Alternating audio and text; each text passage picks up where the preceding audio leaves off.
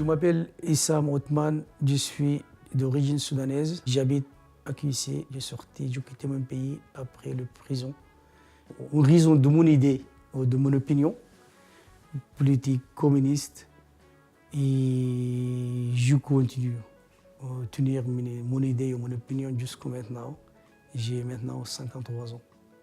Ça fait 36 ans militant et dans 2 pays, Soudan et en France. C'est la lutte finale, pour nous et demain. Et je te présente Victor Kavalik. C'est lui qui m'a accueilli avec 2 autres camarades au moment que je suis arrivé là. Et je trouvais que c'était des gens qui... Je suis chez moi, voilà. Quand il nous a dit qu'il avait son passé de communiste, et il y a un truc formidable qu'on a vu, on a su après, par rapport à 1972, moi j'avais adhéré au Parti communiste à Vitry-sur-Seine dans un collège où la cellule s'appelait la cellule Khaled Madjoub. Donc Khaled Madjoub. Et Khaled Madjoub, c'était le secrétaire du Parti communiste au Soudan, qui a été tué par Néméry, qui a été tué par le commandant de droite. Et lui, Khaled Madjoub le faisait sauter sur ses genoux quand il avait 5 ans. Donc on s'est retrouvé d'un seul coup, une liaison phénoménale à 20 ans de distance, quoi.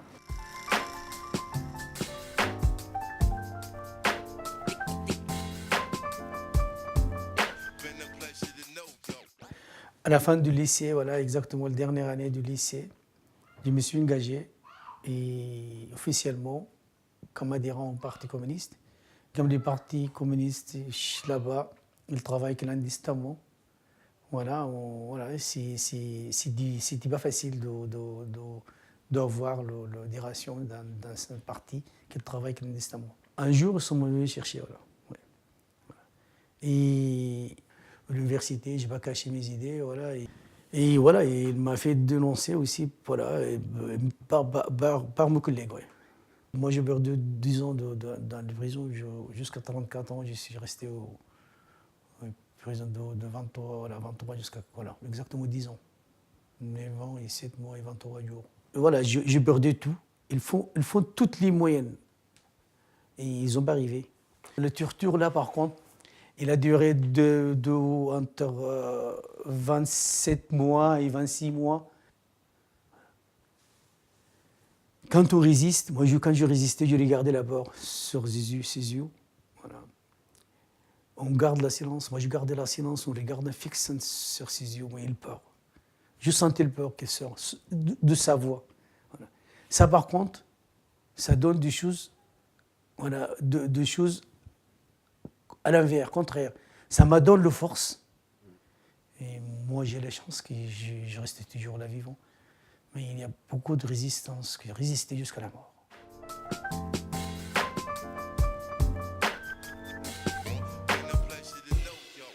Les organismes internationaux qui sont venus nous chercher, qui après l'attaque de Dar es Salaam et Nairobi, les ambassades américaines sont attaquées par l'Al-Qaïda. Et là, par contre, les Américains ont cherché Osama bin Laden. Voilà, c'est lui qui est responsable de cet organisme terroriste. Osama bin Laden, à l'époque-là, il était au Soudan. Pour qu'il puisse changer l'image au niveau international, voilà, il nous libérait. Et en même temps, il a dégagé bin Laden.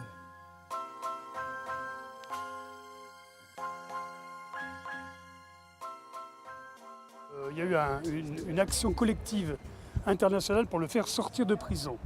Mais ils l'ont sorti de prison et l'ont abandonné sur le quai à Marseille. Après, il s'est retrouvé à Paris. Il a été SDF pendant 6 mois dans Paris, dans les couloirs du métro. Et de là, il est arrivé à QC en 2001. Et j'étais le seul noir sur la ville. Ça fait un bout de drôle. Ouais.